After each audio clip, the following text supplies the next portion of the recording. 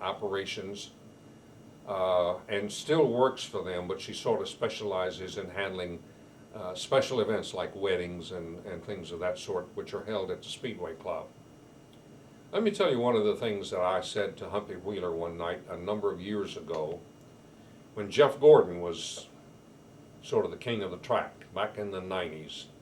I don't remember exactly when, but it was about 93 or 4 when Gordon was winning a lot of races. I was guest of a man who was a member of the Speedway Club along with my wife and 2 other couples.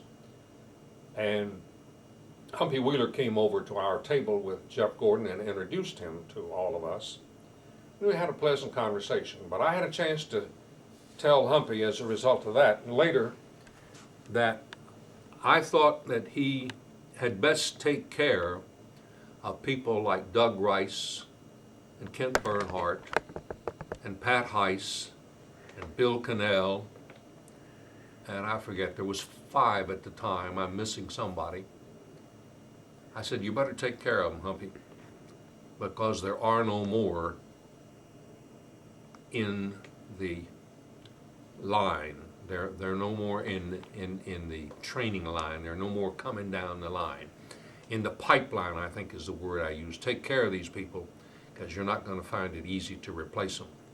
There aren't any more in the pipeline. And that's one of the things that I am sorry to report, that because of satellite radio and because of the way music is now delivered to the public, which I don't disagree with, there are so many variables now that radio is having to change to accommodate.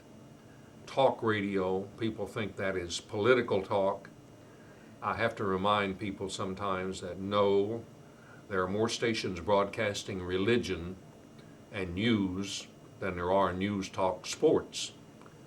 And I believe that to be true. And there's probably something in excess of 2,000 stations altogether, maybe as many as 3,000 AM stations around the nation which are engaged in some kind of what amounts to talk, not music.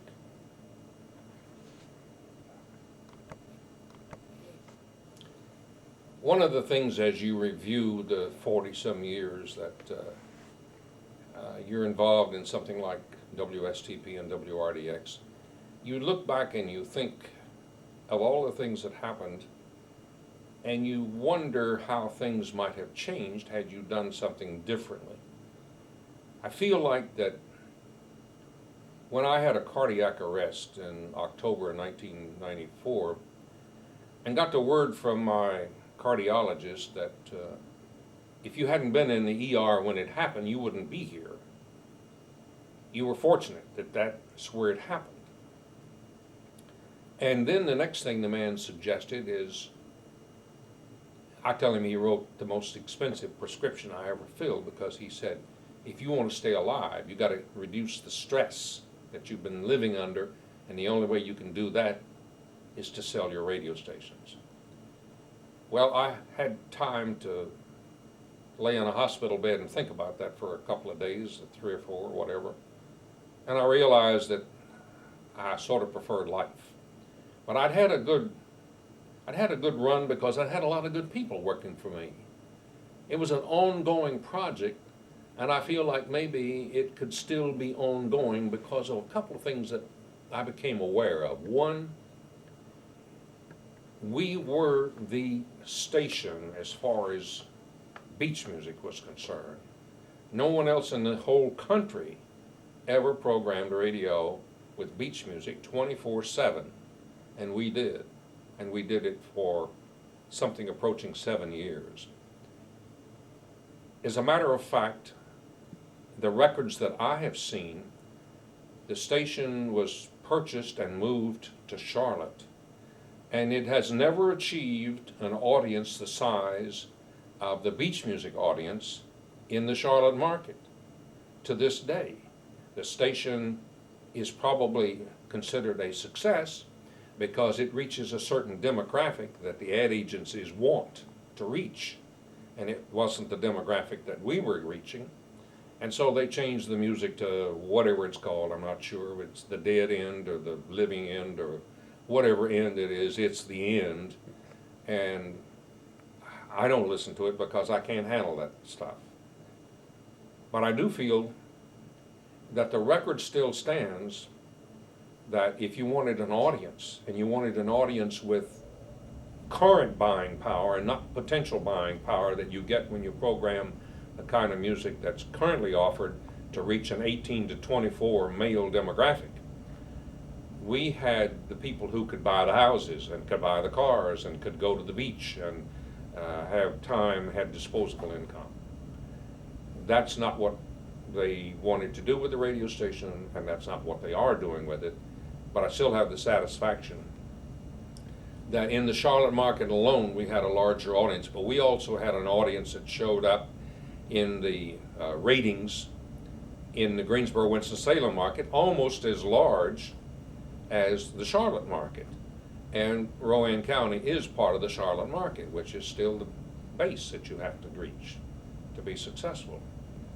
But those are the kind of things which, over the years, gave me the satisfaction that what we had invested our time in and what we had directed the efforts of a lot of good people. I know this, in my heart of hearts, I believe that at least 2/3 of all the people who ever worked at WSTP and WRDX are doing better today than virtually any of their cohorts from other stations. They learn some things which are no longer available to be learned because radio stations aren't operated the way those stations were. They don't do what I told Humpy Wheeler, take care of them because there's no more in the pipeline. Those are the kind of things that give you great satisfaction. It wasn't dull, I didn't get rich, but I had a great time. I don't regret a single minute. My name is Tom Harrell. I was partner and owner-operator WSTP and WRDX in Salisbury, North Carolina from October 1956 until May of 1995. It was a great ride. What follows is my story.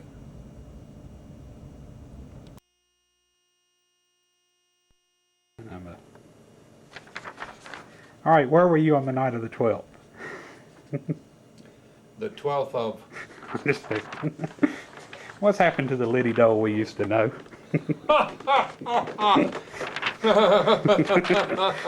You seen those commercials? They run him into the ground. What has happened to the Liddy Dole we used to know? I was going to ask, what was my first question. All right, well, let's, I'm going to ask you to kind of give me, and what I'm going to do is cut myself out and just kind of paste these together. But kind of give me a little, give me a quick history of yourself.